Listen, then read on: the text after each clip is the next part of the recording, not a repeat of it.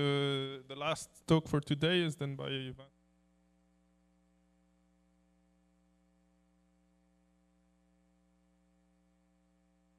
For inviting me to this such a nice place. So it's the second time I come here, but it's always so marvelous. So I'm going to talk about some quench dynamics on the Heisenberg chain. And actually, last week there was a talk by Miao about very much the same subject. So I think my talk will have a lot of overlap with his talk. And maybe those who listen to him, maybe they don't need to listen to me anymore. But okay, let me try to still say something about that. And the people who are, well, actually also feel a little as the ambassador of Grégoire Misguich, who is really the strong hand in, you see my name is at the end, but still strong hand in this work. And we were helped by Nicolas Pavlov, who is an expert in hydrodynamics and who was also very useful to us to understand this connection. So I talked about something which has in between quantum and classical.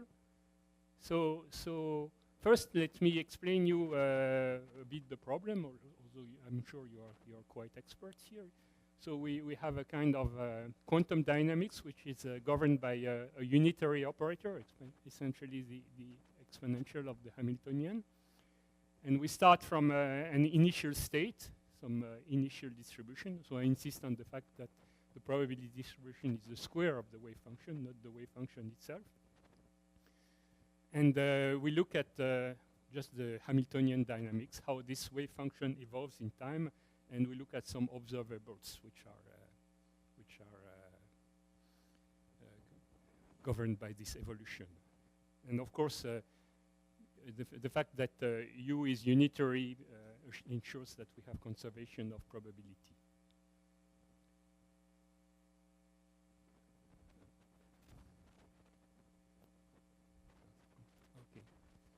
So about the quantum dynamics of the spin chain, there is a very quite old work now, but quite important in this respect, which is the work of Antal, Kaprivsky, and Ratros.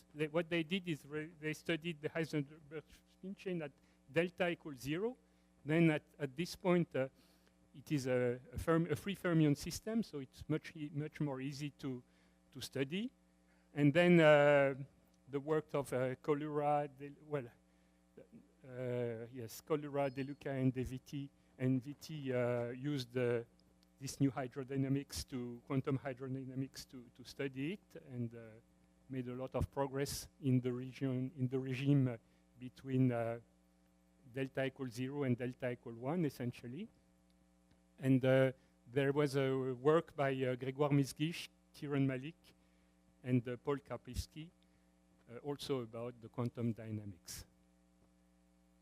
So that is about the year 270. So what is the quantum dynamics of this spin chain? Well, I mean, we just take the Heisenberg Hamiltonian with this parameter delta, and then we start with some initial states where all the spins are up left to the origin and down right to the origin, so I put them as 1 and 0. And that the observation of these people can be summarized as follows. There is a kind of a ballistic regime which is corresponds to the critical regime of the spin chain, if you want, delta less than 1. And what you see is that there is a profile where the spins are now, well, I mean, if you plot the density, you have a linear profile. Well, I mean, there are some more subtle things occurring, but this profile expands ballistically. Then there is a frozen profile, if you look at delta larger than 1, and then you have a profile which is somehow, well, frozen, doesn't move anymore. And then what was really the motivation of all the works that followed was the case delta equal 1, where some kind of diffusion was observed. So the work I'm going to present here is to try to understand maybe a little better this diffusion.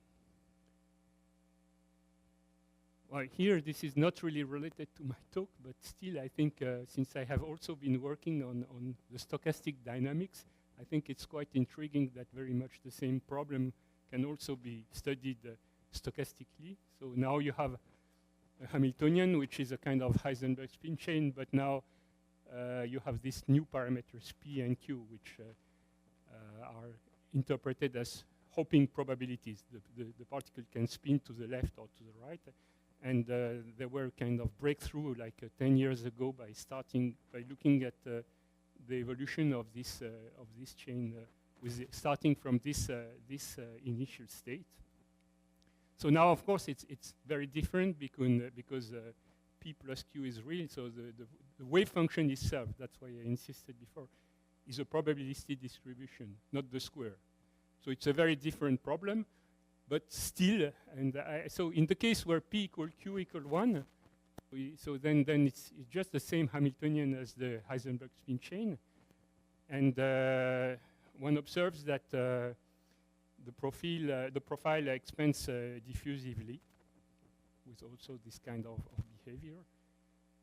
So, I mean, it's a bit like, I don't know, Rayleigh entropy or whatever. I mean, you can take the wave function and take it to power 1, 2, or maybe anything, maybe the same kind of behavior would still be observed. And then, of course, there is the famous KPZ dynamics at delta larger than 1. So I hear that at this conference, there is some KPZ dynamics also observed in the Heisenberg spin chain. So it may be interesting to study.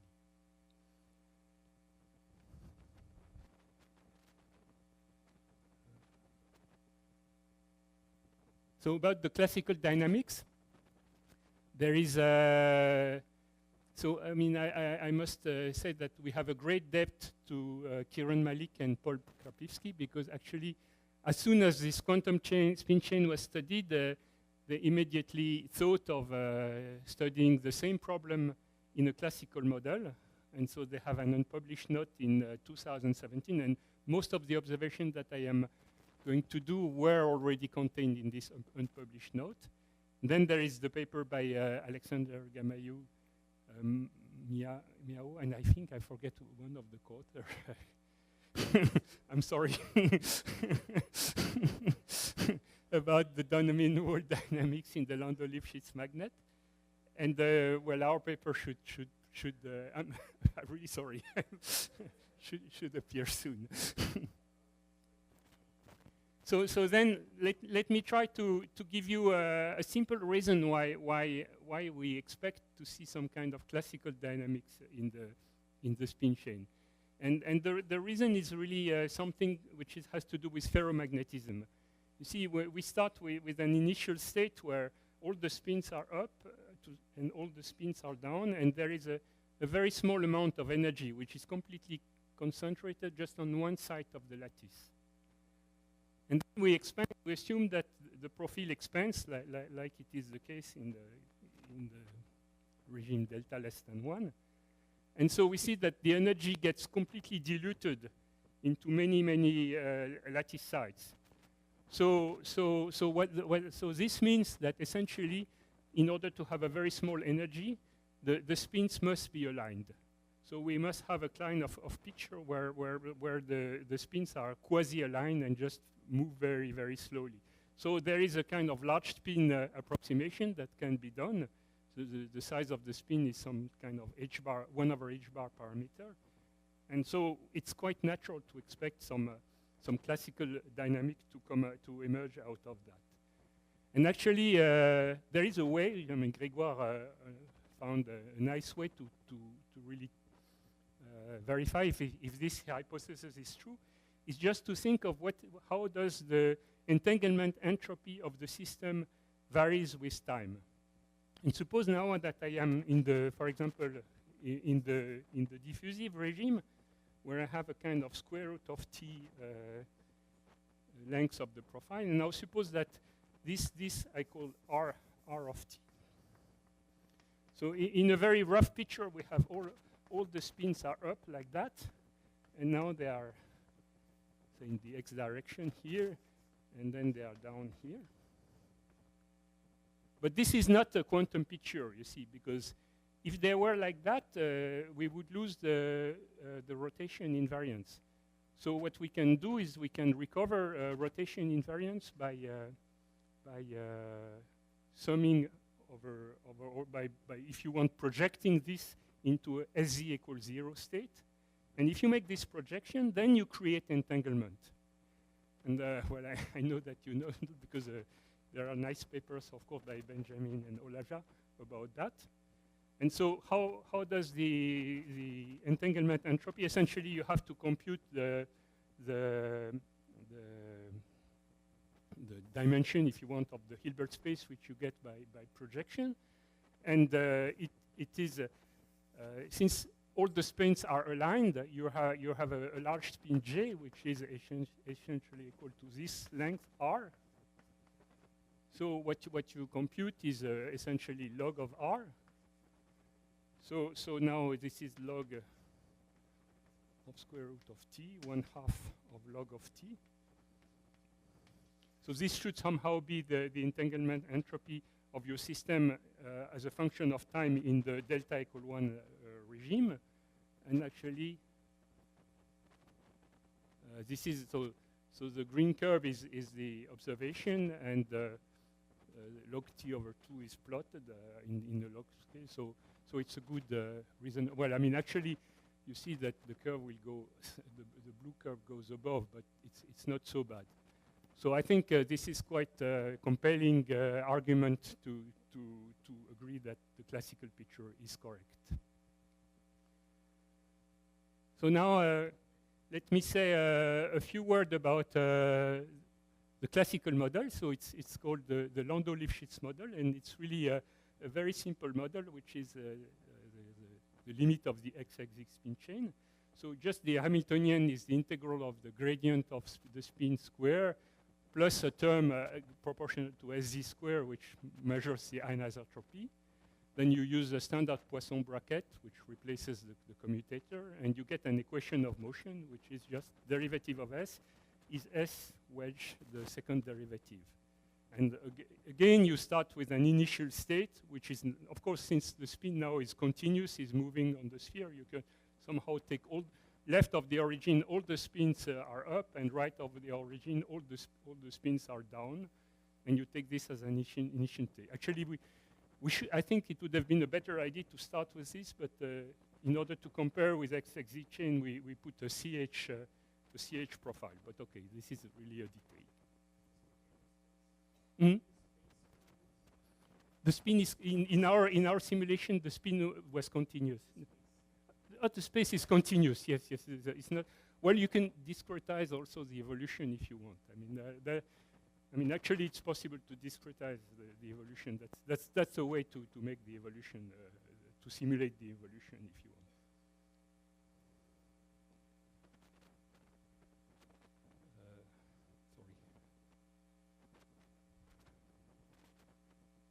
I'm lost. I'm going in the wrong direction.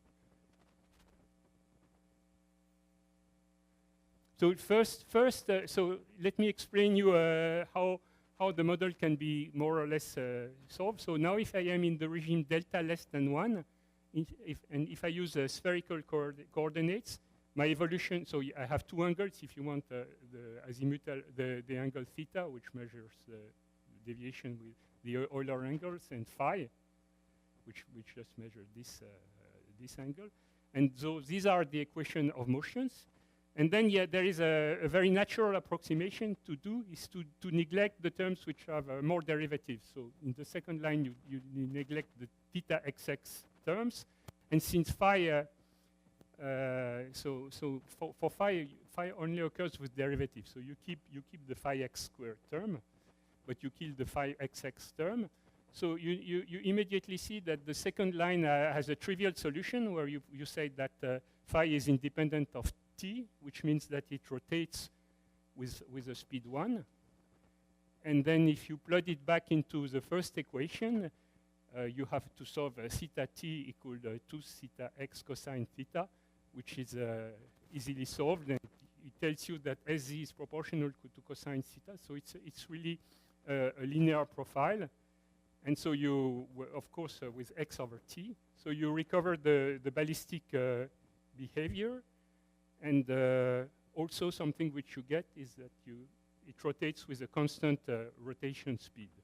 So this agreed with GHD of BT and collaborators, except, of course, it is true for irrational values of delta. For rational values of delta, it is a little more subtle, but at least we get a quite good agreement with their prediction. And also the slope, of course. I mean, if you identify this parameter delta, the square root of delta minus 1, it also agrees with their slope. So good, we have a kind of good classical picture. So these are the simulations of Grégoire. So, well, you see, I mean, it's a very good linear profile. I mean, there is no doubt about it. And here, the last picture is also, so you see, as delta goes closer to 1, it takes the slope. Of course, the slope gets lower, lower and lower, and it takes also more time to reach the continuous regime, if you want. And the crosses are the XXZ results. So there is good agreement also with XXZ.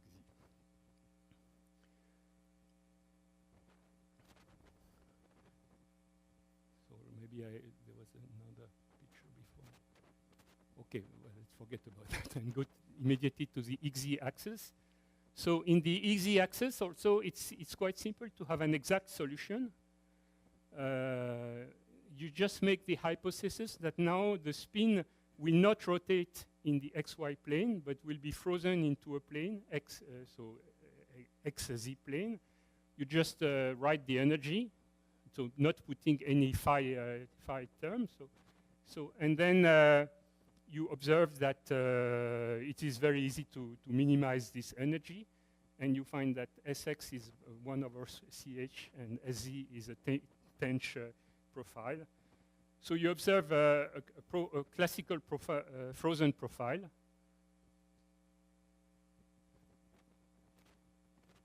And so this is also the simulation, and the cross are the XXZ spin chain prediction. So it works quite well. I must say that this frozen profile, this really reminds me of this kind of profile which you were observing. And it is quantum mechanically, it is simple to observe to understand, because you have a state which is quite isolated in the spectrum. So there is no way to get out of this. I mean, no, you seem to have doubts. I mean, you observed some profile with some boundaries when you were putting some particles with boundaries. Well, I don't know. This reminds me of something you were explaining me. So okay, so the classical, at least classically, it's clear that this simple solution, which is in-plane solution, agrees well with the numerics which Grégoire did. Does it? Exact soliton? No. Yes. Oh wait, that's sorry. Ça marche pas ce machin. It doesn't work. Yeah, okay, I will use that. So what I call static solution is just the solution I showed on the previous transparency. It is the exact solution which I showed. This TH and 1 over CH thing. So yeah, because here you see, so here there is a simulation and the exact solution. So the simulation somehow oscillates around the exact solution, but depending on so it oscillates so little that here you can see the oscillations on the second plot, but on the first one. No, the crosses are the quantum regime, and the green and purple are in the classical regime.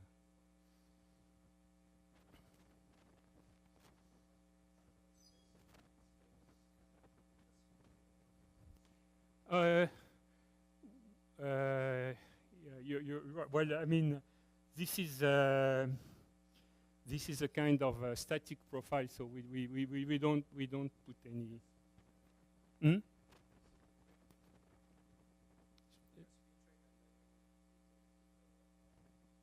Yes.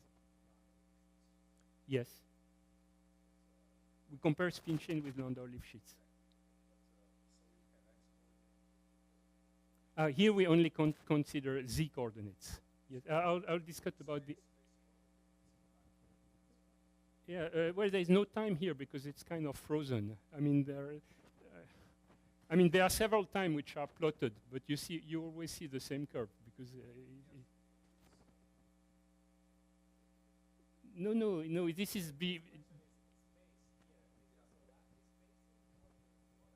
Yeah, well, it could be the lattice space for the XXZ chain, and it is.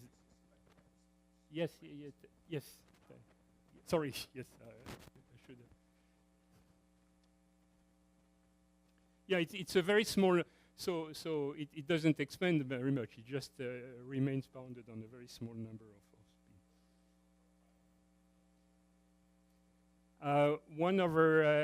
In the Londo Lipschitz, we take a CH profile if you want, but we adjust the parameter A such that it is the lattice length exactly. So it spreads a little, but not very much on a few sites. In space, yes. I mean, yeah, it does oscillate. So I mean, it's not so much shown, but you see there are different times here, and so these times show some oscillations around. Actually, not only does it oscillate, but it decays, and at the end it will end up on the exact solution. So there is oscillation which decay in time. I'm sorry, I hear badly. Yeah, but it dissipates at infinity. It just goes away. I mean, yes. Yes. Yeah, well, right, that's what I said. I mean, dissipation means radiation.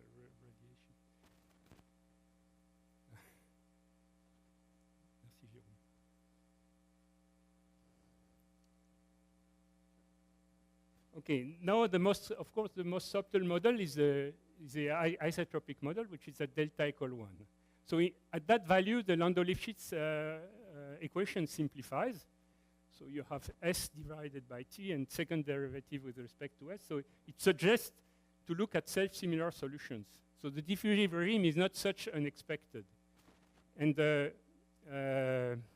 so with what I want, I mean, what I will try to explain is that with the same initial conditions, both XXX, so this was observed by Grégoire and Karpivsky, Paul Karpivsky in his simulations, and the Londo Lipschitz also, unfortunately for us, only numerically exhibit a diffusion behavior, but with logarithmic corrections. So let me try to explain this a little. So this is the magnetization profile which we observe in both XXZ and the Londo Lipschitz model.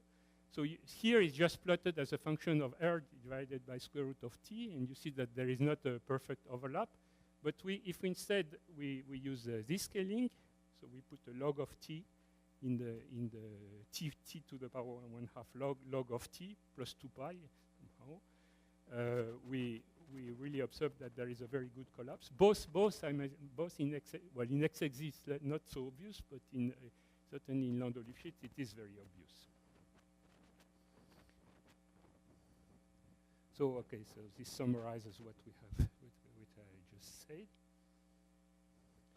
And also something which is quite striking in the observation is that at long distance, we recover a ballistic behavior. So somehow the very long, so this is what what you should really concentrate on is no more R over square root of T, but it's R over T.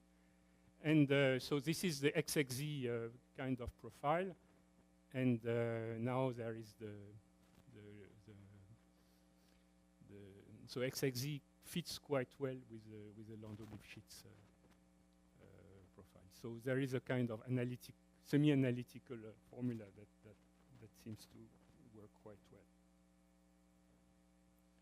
Well, I mean, since there are not so many analytical calculations which we can do, but one which is quite simple to do is a linear approximation. So you just assume that your spin fluctuates around the North Pole, and then you introduce this variable z, which tells you how far you get far from the North Pole. And you can solve the problem. And maybe the only thing, so you do a saddle point approximation. The thing which I want to stress on is that the phase here has no parameter. It's something like x squared over 40.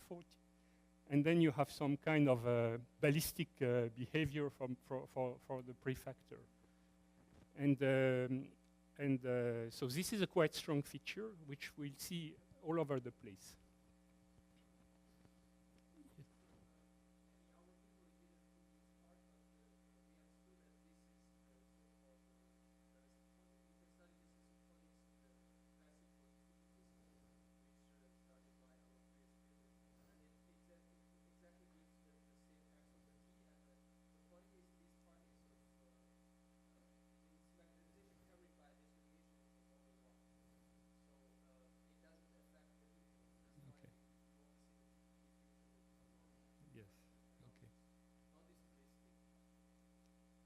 Well, I wanted to insist on the fact that it is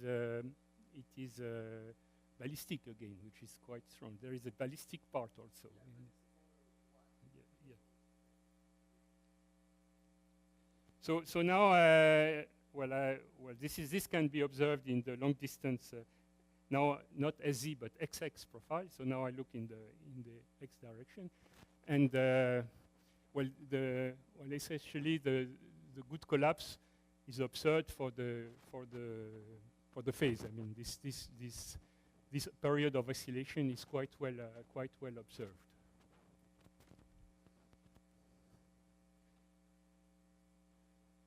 Well, now I plot the two. I mean, here you have a kind of picture of both SZ and SX profile. So you see SZ has this kind of tench profile, and SX has this oscillation part, and very, very well observed with this phase behavior, x squared over t.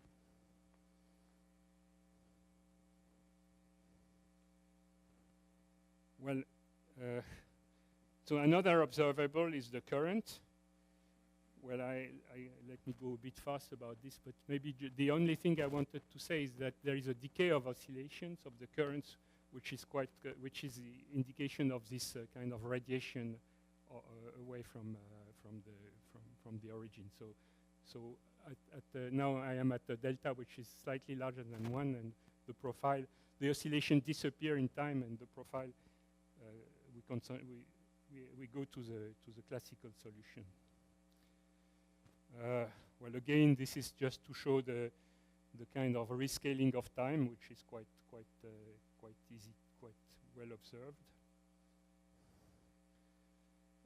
And now there is a, so at delta equal 1, we make some fits for the current. So again, we observe a log, but it's not the same log, I should say. So this is a difficulty of the problem. So we have a good agreement with of the current. Well, I mean, again, we should. I mean, the current and the profile are more or less the same observable. No, yes, it is the same log. I'm sorry, because if you the current, if you integrate the current, you have the area which is below the profile. I mean, the total magnetization is just the integral of the current. So plotting the profile or plotting the current is more or less the same thing, and so we reobserve the same logarithmic terms when we compute the current. This is not so surprising. Now, last quantity which is interesting to study is the energy density. So the energy density, if you remember in this model, is the gradient of S squared.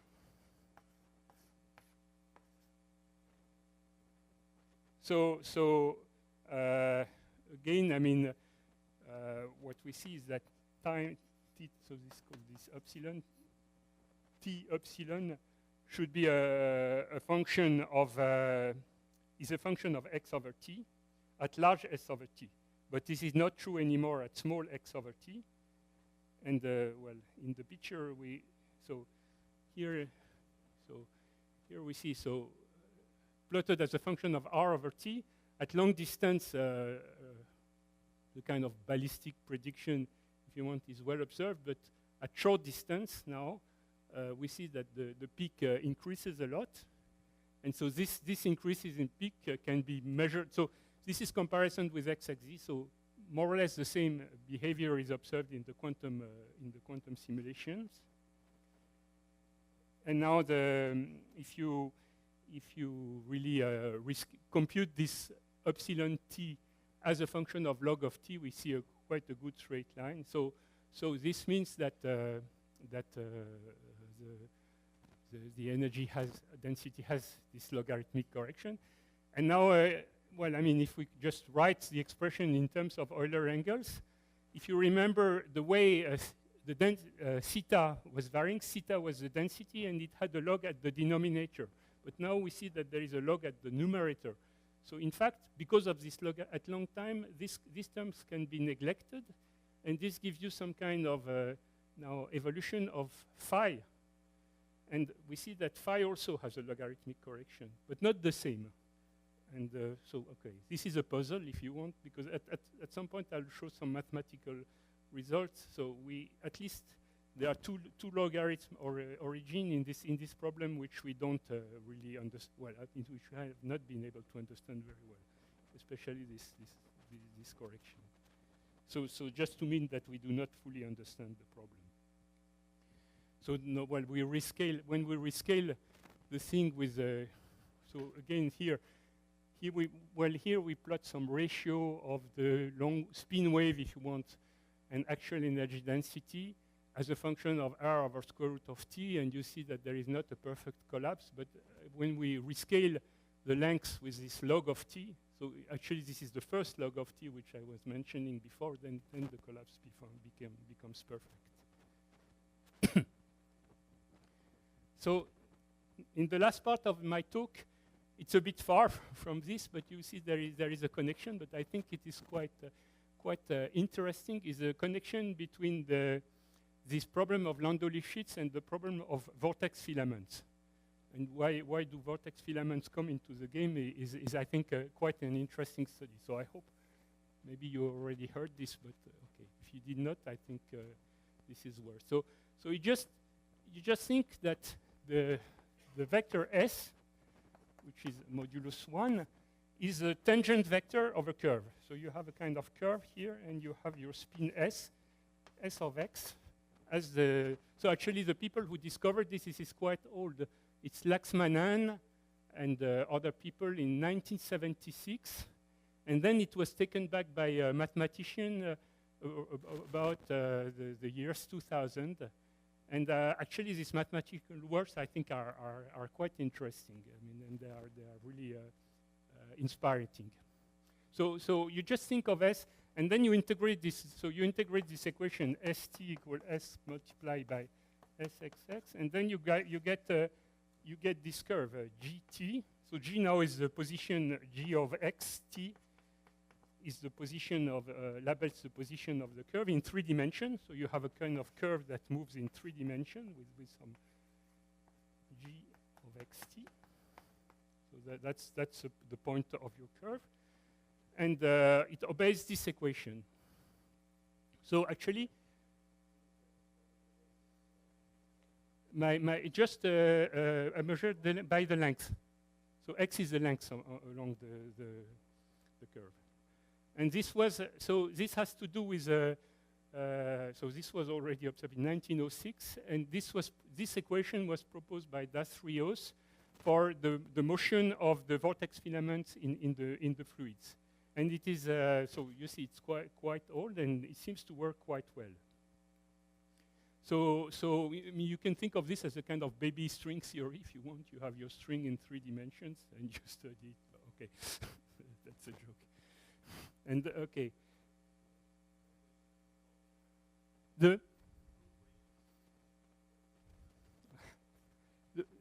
Sorry, j'entends mal. Is not local, no. But this equation is local. So it is an approximation, of course. Yes, exactly, local induction approximation. I don't want to enter this detail, but it is problem, but it is in this context. Actually, it's still an actual problem to understand if it's a good or bad approximation. I mean, there are many works about that.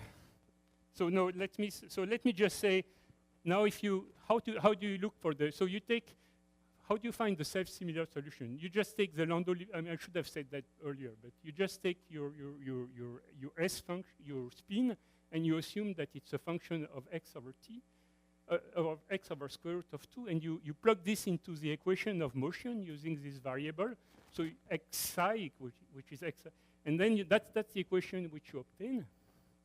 And then it's very nice to have a geometric picture. So you take the derivative of s. Since s is a unit vector, it will be a vector which is perpendicular to s with if you want a normalization, which is the curvature of the curve.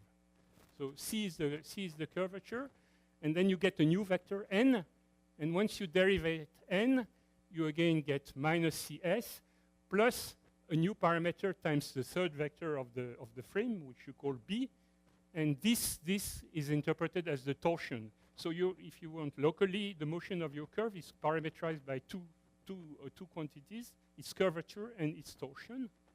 And then you plug this back into this equation, and you obtain this equation. So psi cn equals c prime b plus 2cn. So if you look at the coefficients of b, you see that c prime has to be 0. So this means that as a function of x over square root of t, the curvature is constant. And then it's completely trivial to solve, and you find that the torsion is x over t, proportional to x over t. So you get a kind of, well, I mean, it's not a full description of the curve, but you have the parameters of your curve. So now, in the continuation of this, I would like to explain. So maybe my explanation is a bit different from the one of the mathematician. So maybe, and I think it's more simple. So at least I want to explain it to see. So how do you go from a Londo Lipschitz to a nonlinear Schrödinger equation? And it is quite simple. Now you have your. So think of this orthogonal frame where you have three vectors, EI. So just orthogonal frame in 3 dimensions, but E3 is my S. And now I want to write my EI in terms of spins, if you want. So I introduce a unit SU2 matrix G such that EI is G minus 1 sigma G, sigma IG. So this is quite natural thing to do. And then I take the derivative of Sx, so Ss is E1. And you see, just by taking the derivative of this equation, I see that Sx is G minus 1 sigma commutator of sigma 3 with L, where L is simply Gx G minus 1. I mean, just you take the derivative of this. And you have the same with time. So introduce two, if you want, lax operators, which are L and M, and which are defined by the derivative of Sx and Xt. Now, the good point is to observe that, of course, I have a kind of gauge freedom, because I could multiply G by exponential I sigma 3 times anything, and it will not change S. And the quantity I'm interested in is in S. The other two vectors are not so important. So I can use a different gauge, not the Freinet gauge, but I can choose a gauge where my matrix L is off diagonal. So I just parameterize this with two quantities, U and well, it has to be because of unitarity, it has to be anti-Hermitian, so I can write it like that. And now the point is that it's not difficult to look at the equation which you will. So now I think of my equation of motion. So the current can be I mean S multiplied by SXX is GX. So I mean the equation of motion is ST equal GX equal yes GX. So the current G is S multiplied by SX, and then in terms of S dot SX. And so this is I'm sorry, this is a vector notation. This is a matrix notation. So SS, I shouldn't think of S as a 2 by 2 matrix. So the 2 by 2 matrix G is S dot XX. I plug this into the equation of motion. So ST equal GX. So this tells me that the commutator of sigma 3 with L is LX. Now I know what LXL is. Remember, L was this matrix. L was 0, U minus U bar 0. And now, using this equation, I can try to find M. And in fact, from this, I immediately get that M has this behavior. And then there is an unknown coefficient in front of sigma 3. But this unknown coefficient, you write this by writing the consistency equation, which just tells you that GXT has to be equal to GTX. And you immediately get this equation. And this gives you my equation for you. And you discovered that this is just simply a nonlinear Schrödinger equation. So this is very old, but this is, I mean, quite simple. And you learn something that there is you can put there is a parameter, if you want, A, which does not depend on X on this and so if you are lucky, if U by U has a constant norm, you can get rid of this, and actually that's what the mathematician did. So they considered the solution where it's just a free solution, not nonlinear.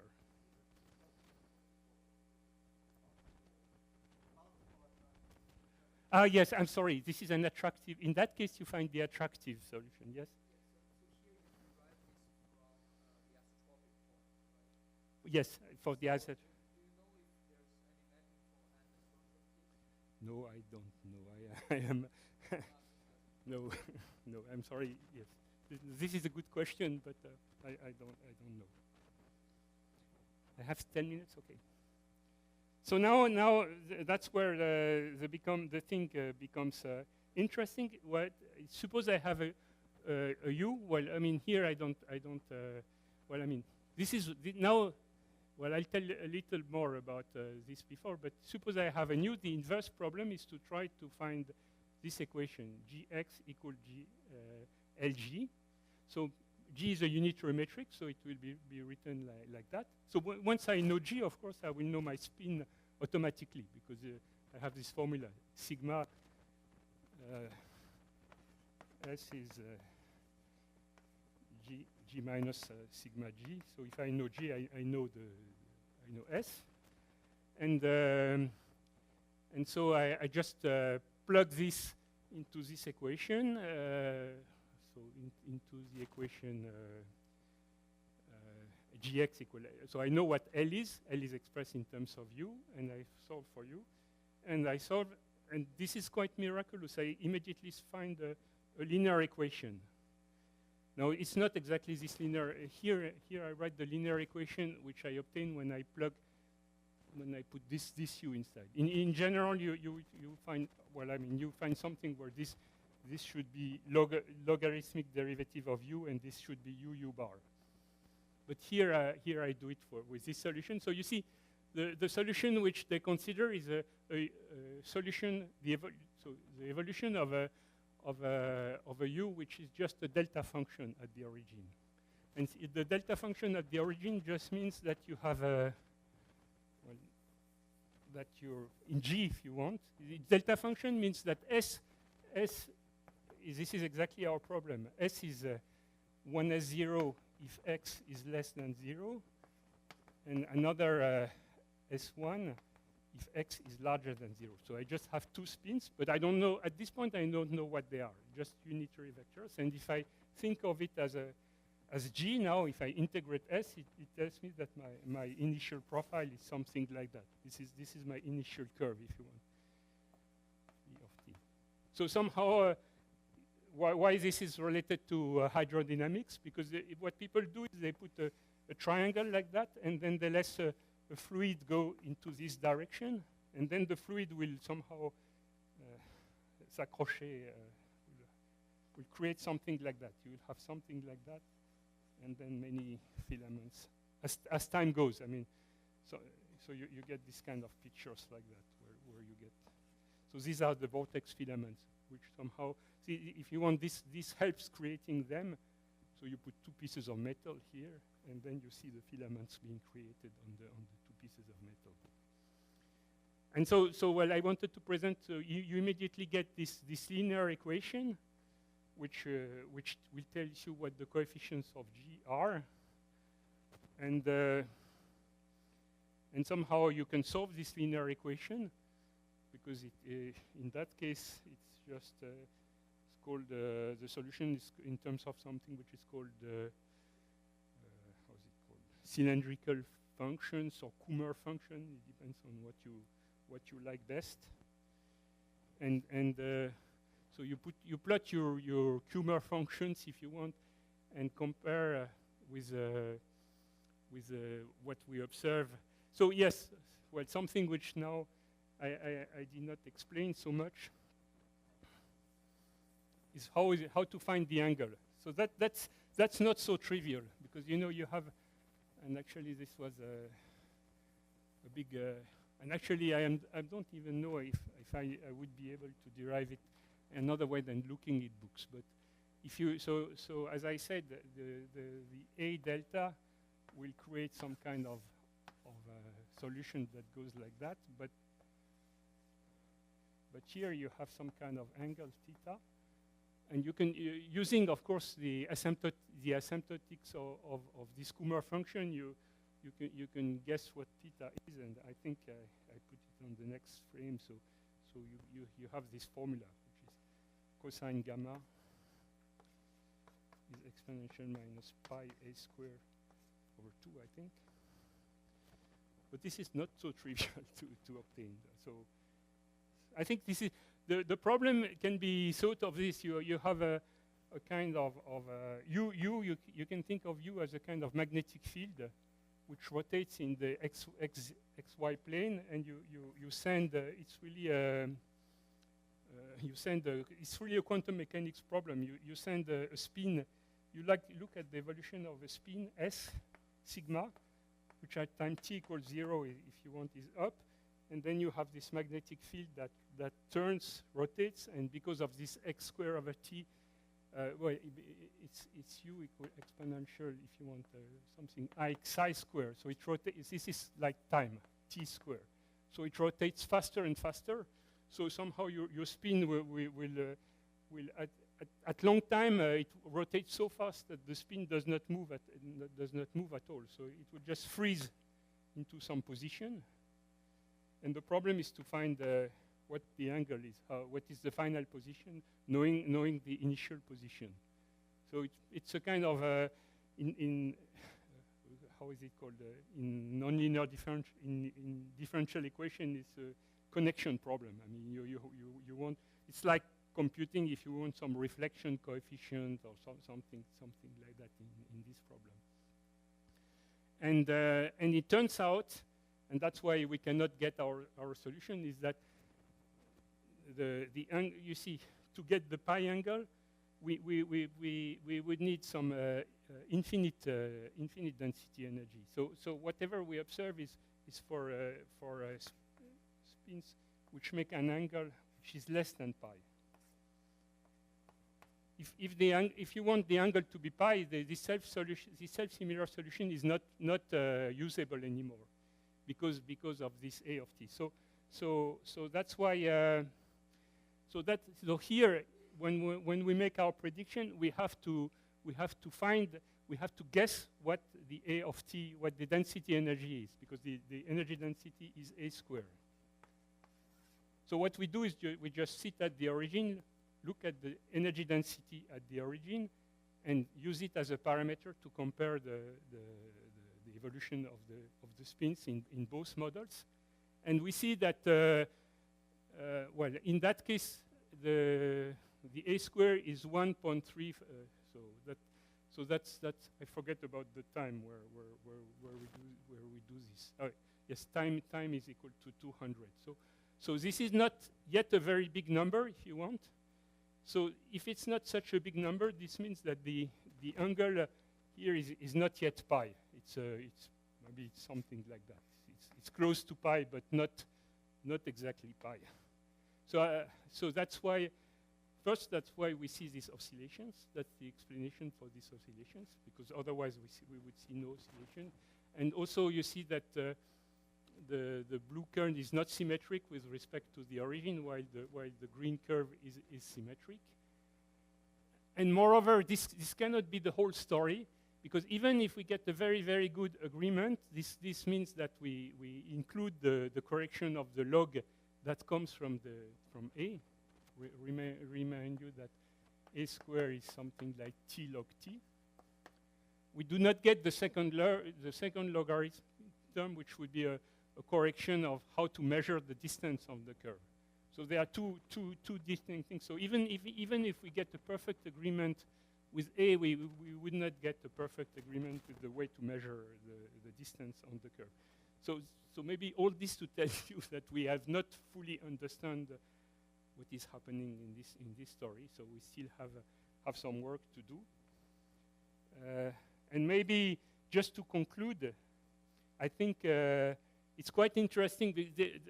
This guy, this mathematician, I forget his name, it's Vega. I really recommend you to look at his paper, because really a creative person and has a lot of beautiful ideas.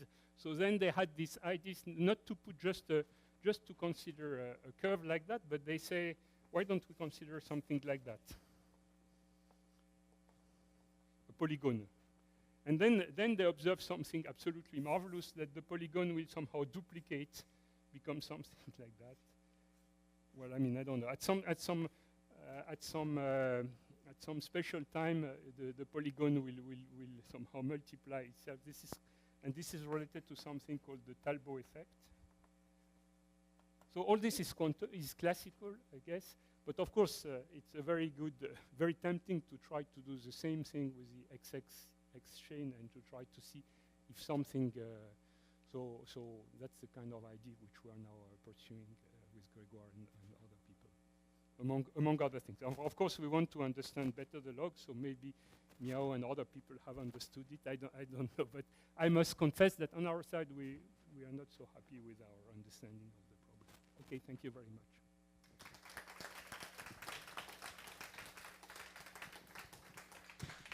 Yes, thank you very much, Vincent.